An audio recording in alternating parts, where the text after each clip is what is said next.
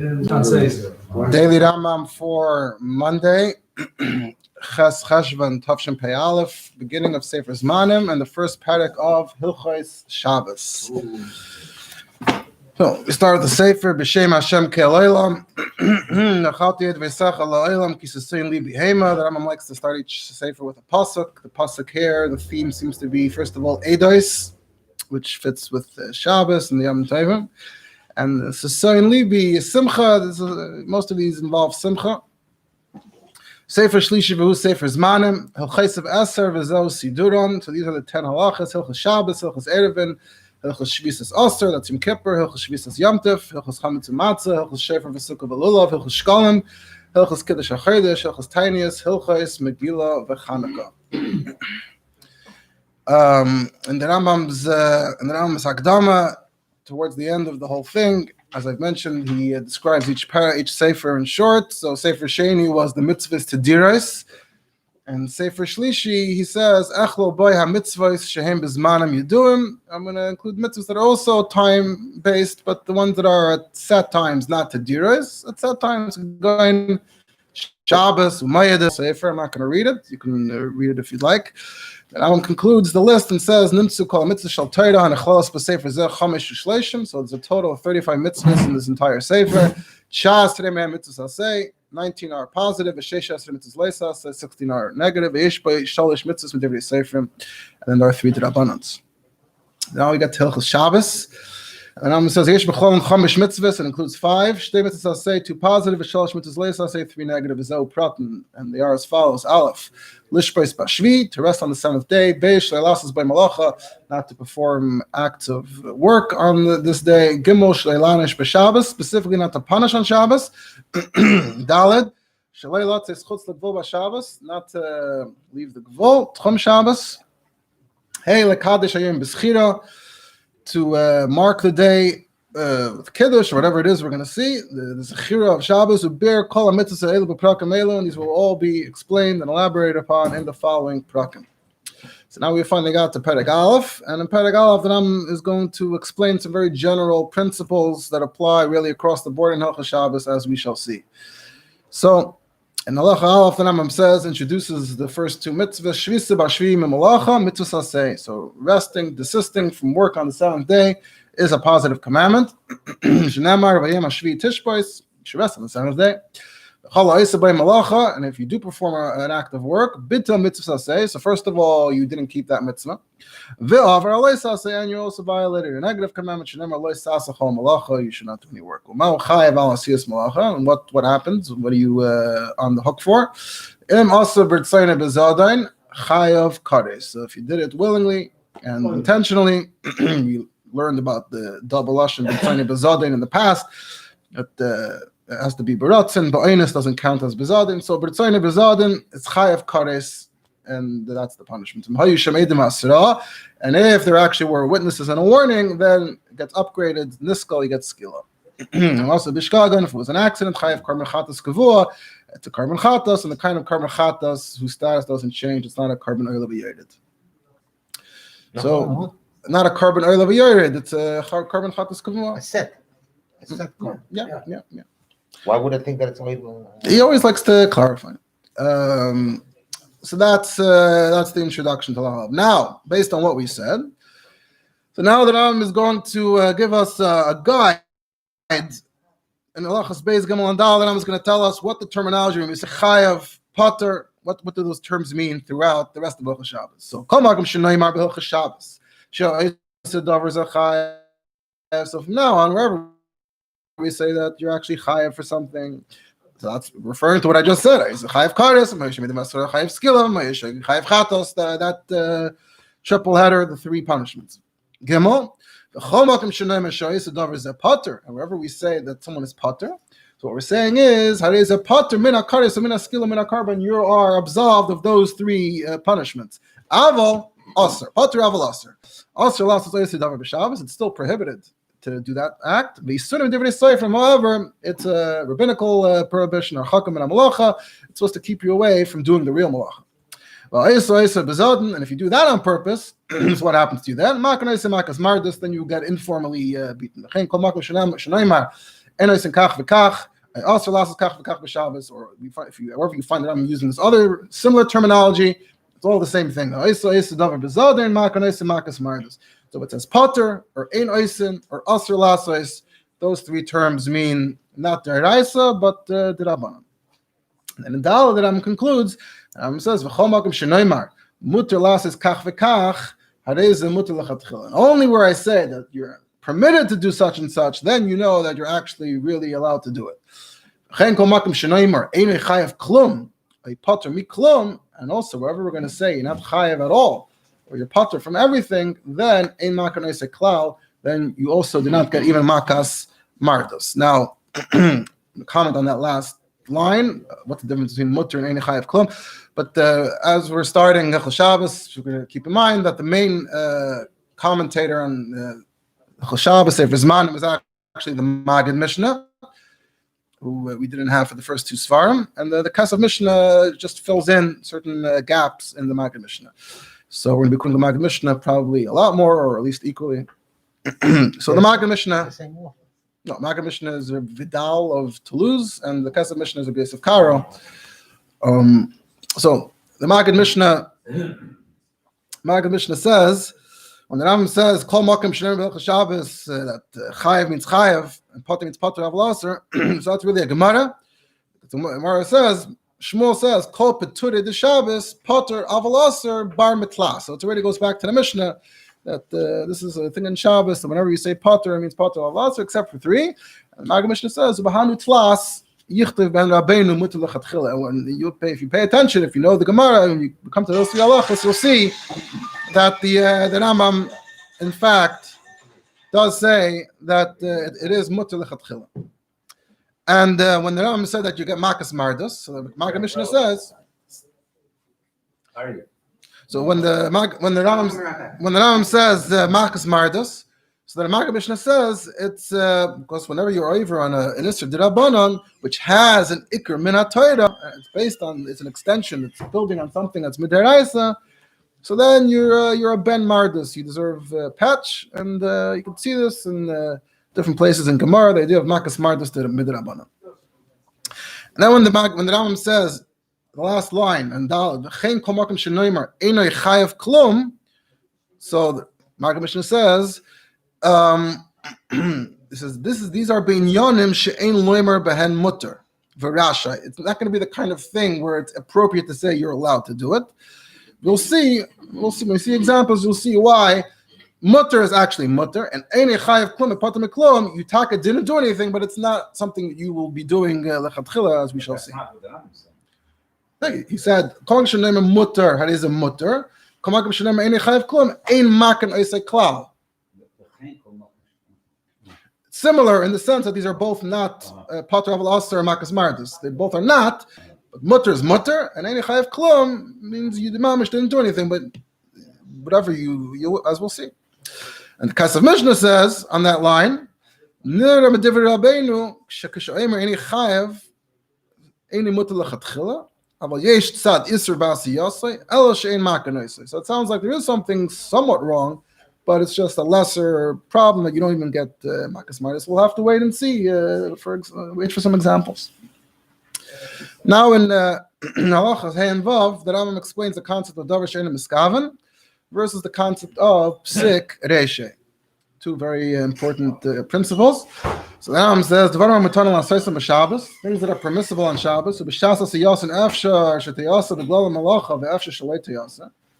And while you're doing the permissible thing, you may indirectly, as a result, also do a certain malacha, or you might not. It's not guaranteed. And when it's kavan la'isa malacha, if you did not intend for that malacha to occur, it is a mutter, it's okay. Ketzad. So an example. Adam. You can drag a piece of furniture, a bed, a chair, some drawers. As long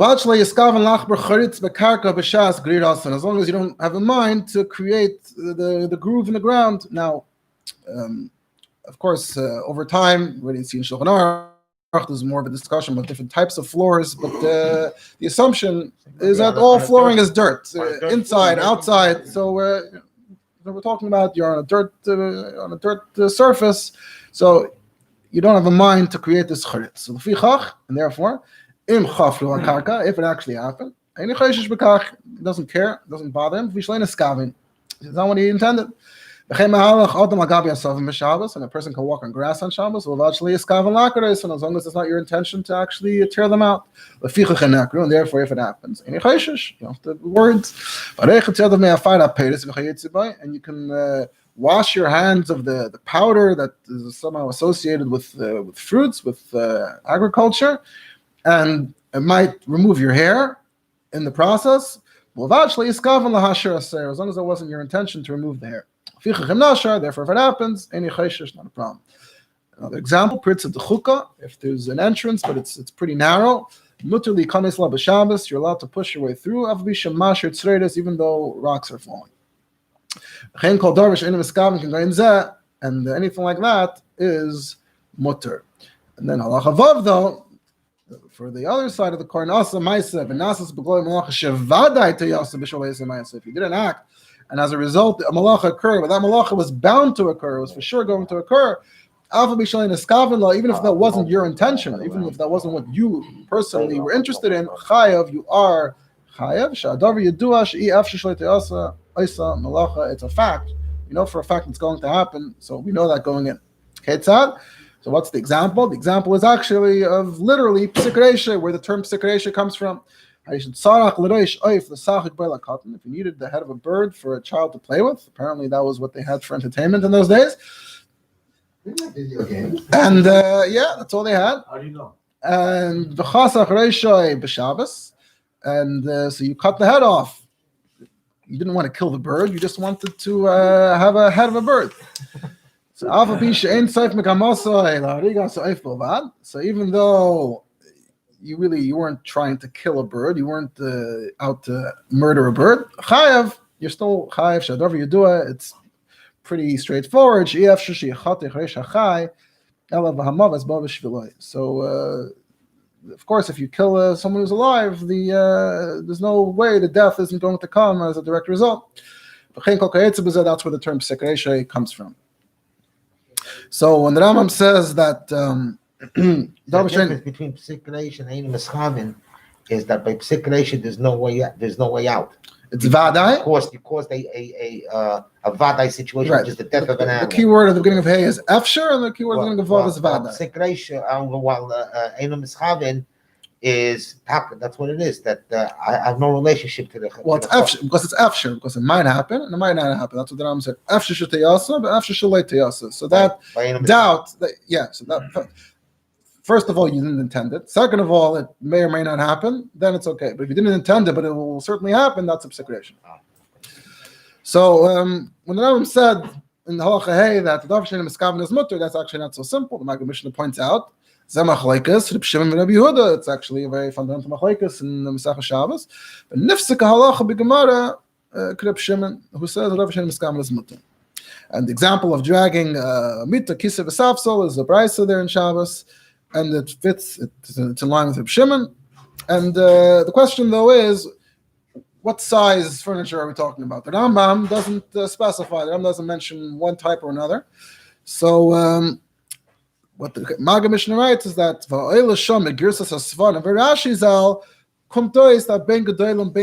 is mutter. So that's where the Rambam that's what the Maggid Mishnah says about that.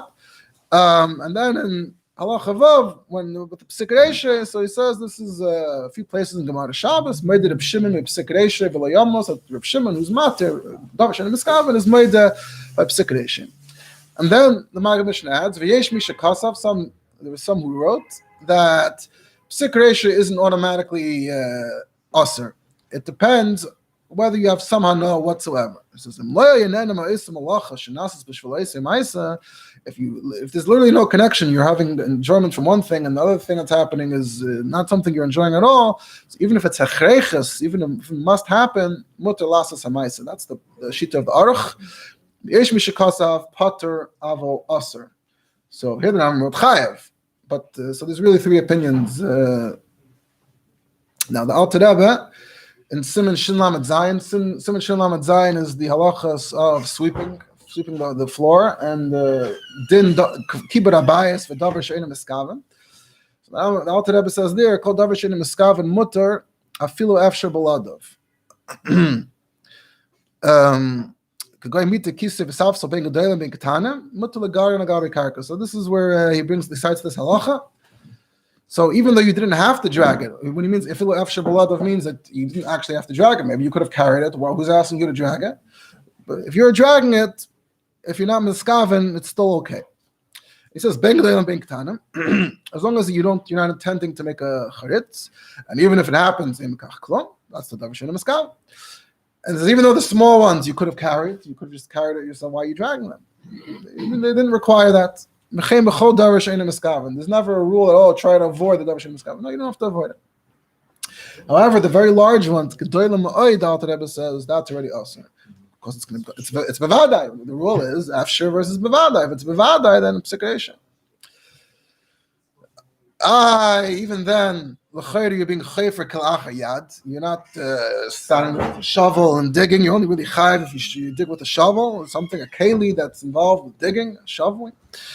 So first of all, it's kalacha yad. Second of all, you're ruining it. It's your house. This is a dirt floor in your own house. Why would you want a charitz in your own house? You're ruining your own floor.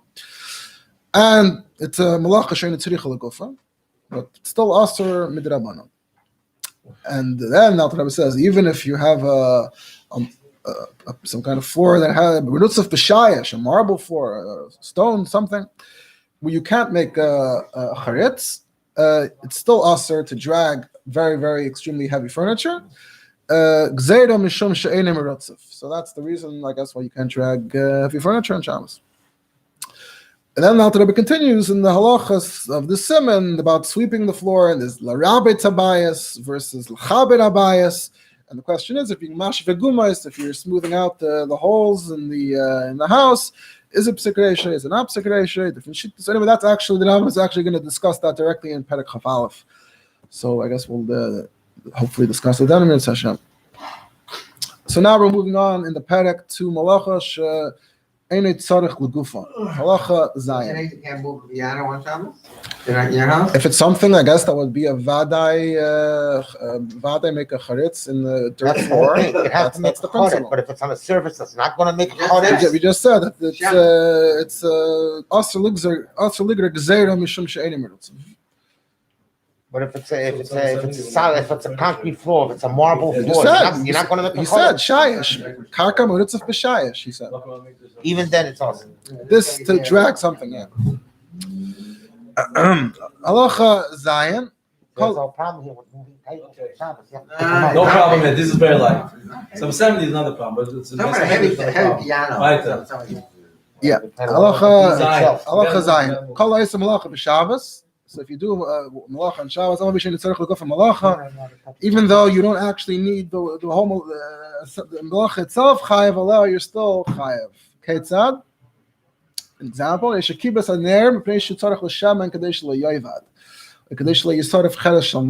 extinguish the fire, not because you want to go. You need the oil for later. You felt bad about the oil, or you were afraid it was about to burn the earthenware, the actual nair around the fire. So then you're chayav. The kibbutz is a malacha, and you intended to do this act. You didn't. That's not, even though that's not the official reason why people usually do kibbutz, but you intend to do kibbutz. Even though you don't need the kibbutz itself, for a third reason, for an indirect reason, is a chayav. Another example: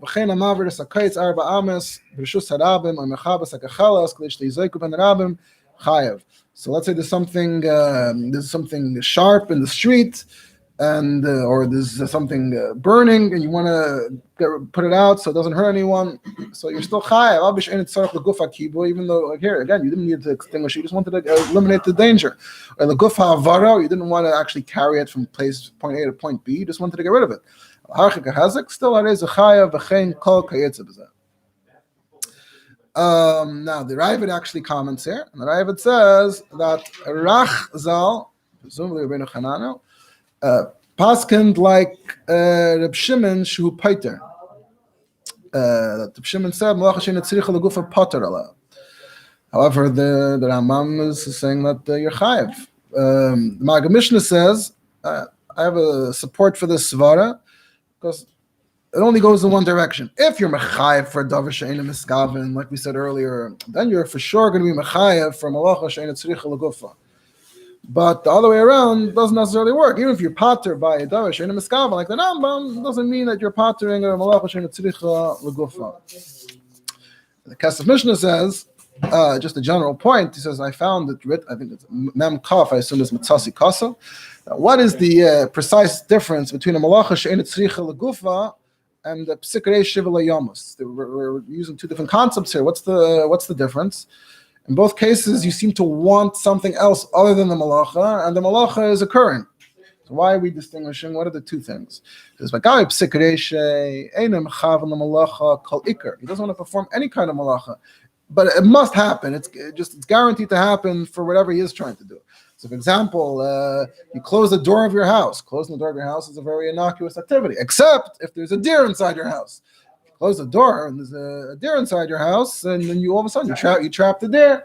So you, mamish, you weren't planning on going into the field of trapping deers, but it happens. The door closes, the deer is trapped. Just to make it more clear, you actually want the malacha to happen, but you just don't want the tachlis of the malacha. Like we said, you don't want the kibui, you want the save the oil, you don't want to carry it from point A to point B. And it says, this is Miyasoid Arav Avram Chassid B'Shem Avav Zal. This is from the Rambam's son. He wrote this somewhere and it made its way into the Kesef Mishnah. B'Shem his father. Now we move on to Meleches Machshavas. Ches and Tes. Everything you're saying is necessarily over here in the Rambam. I can't find that item that you said that even if you drag on a marble floor. I'm saying, but the Rambam doesn't say that though. Right. Not every din in the not every din in the Alter Rebbe comes from the Rambam. Maybe from other shittas that don't agree with the Rambam, or the Rambam didn't get into it.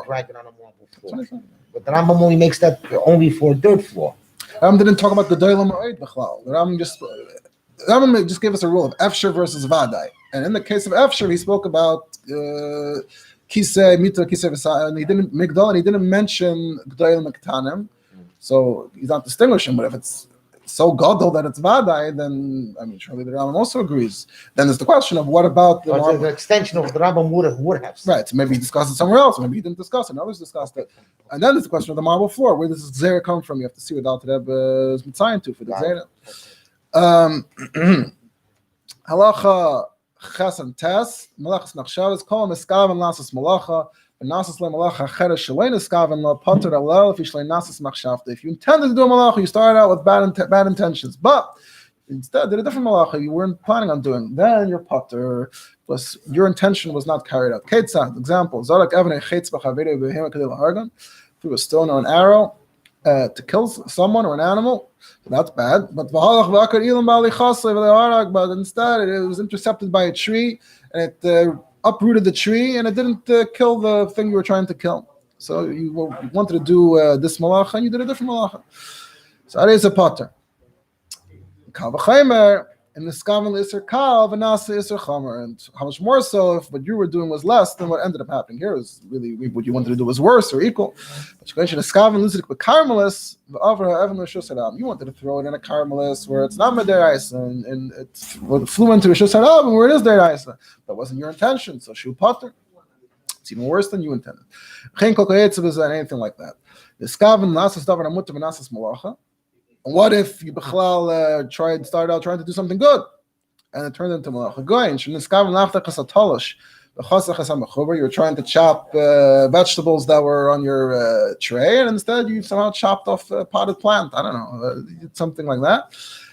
Here's where we see this lashon that the Rambam mentioned before. Einay chayav klum, right? So it's not, you can't say mutter. It doesn't make sense to say mutter to start off doing something mutter and then accidentally do something. So you can't call that mutter. That's why the Rambam says, when I say ein chayav klum, ein mak and I say klal, but it's not quite mutter either. So this is the one example here where you see this ein chayav klum terminology. So that's. What does he mean by that? it's the same. It's the same. You can't say usher or you start off trying to do something that was mutter. It's a total accident. You were if you wanted to throw something in if you wanted to throw something in this potter means potter aval usher, but I can't tell you usher for something that you didn't even. You didn't attempt to do anything wrong. If you threw in a caramelist, I can tell you potter aval usher because what you did to begin with was also usher. You shouldn't have tried throwing something in a caramelist. But here he was just trying to chop that. How does it manifest itself when you say Eino Chayv Klum? There's completely nothing wrong here, but not mutter. Mutter means I recommend you go and do this yourself. I can't recommend that you accidentally try doing the right thing and do the wrong thing. But you're totally not fine. And then the Rambam continues and says, however, Neskavein Laket Einim Shcheres V'Liket Levanas, but Neskavein Laket Anov Me'achkach Te'enim V'Napach Hadover V'Liket Te'enim B'Tchila V'Achkach Anovim Potter. Another example, even more specific within a very similar act. You wanted to collect black figs and you got the white ones somehow, or you wanted to collect grapes and instead you ended up with figs. The opposite, you wanted to collect grapes first and then figs, and somehow you did it in the wrong order, figs before grapes. So then you're potter. Even though you accomplished exactly what you wanted. Potter. In the second case, you didn't, just because you didn't collect it in the order that you had in mind, you're still potter. It has to be something which is premeditated. You know what you're doing. Your mind is in sync with your actions, and here it's not fully in sync. This is a continuation. Halacha Yud and Yud Aleph, and also at the end he mentions misasek. So if you had two candles that are burning or not, you wanted to extinguish one and you extinguished the wrong one, or you wanted to light one, you lit the other one. Chayev, then you're chayev. Because then you ended up doing what you wanted to do. That's like Mishnah Skavan Laket Te'ena Zu, Maliket Te'ena Acheres. You wanted to get this black fig and you got that black fig. That's already so similar, it's interchangeable. Who cares which fig you got? Who cares which candle you lit? Or the Mishnah Skavan Laregazeh, Vaharekazo. You wanted to kill one guy and you killed another guy. That's already too close, too similar. Shu Chayev, Sheinasas Malacha Shechash Lasei. So you basically did what you wanted to do. The malacha that you want to do. In terms of killing, obviously, one can be you can deem him as a shoygeg and not a mason. That means that when one case it would be a manslaughter charge as opposed to a murder charge. Yeah, so for that purpose, it might be you Amish didn't want to kill this guy. Yeah, so obviously, usually killing the wrong person is not. We don't say, oh, you accomplished what you wanted to accomplish anyway. You might as well. But for the gabi, the malachas, since you had in mind to do this malacha and you did that exact malacha, so. That's what the Rambam says. Why is it not like Shcheres and Levanas? I'm sure you can sit and clear a bit more, but that's what the Rambam says.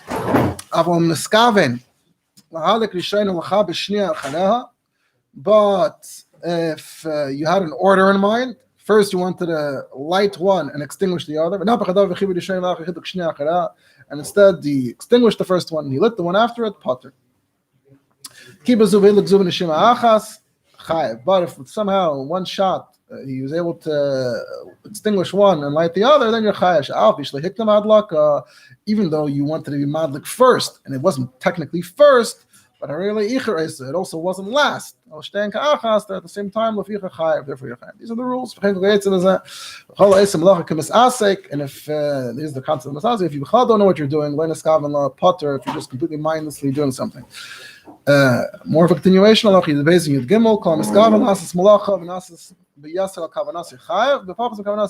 to do something, you did more than you intended, you're chayav. You did less than you intended, you're potter. You wanted to carry it behind you, and it ended up coming around to the front. You wanted in the back, it's not such a great shmira. In the better, you're in the front, it's much better. You're watching it, so it ended up better. If you intended to have it in the front and it made its way around to the back, then you're potter. You wanted to do a better shmira, and it wasn't as good. So the pachas mekavanasa you're potter.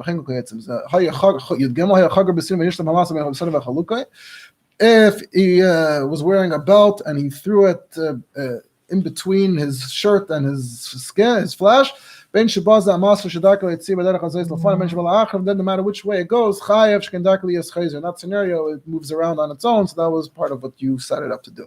Shir Yudalid. If you intend to do a malach and you started Vasaka shir, you did the minimum shir, you're already chayiv. You didn't complete the whole thing. Ketzad, for example. You wanted to write a whole letter. So you're not chayiv till you finish the whole project. 2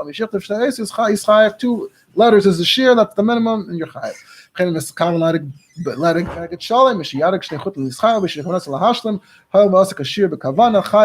the same thing with 2 threads of weaving, even though you want to do much more. Tazvav, this is Shnaim Shas Uav, 2 did it together.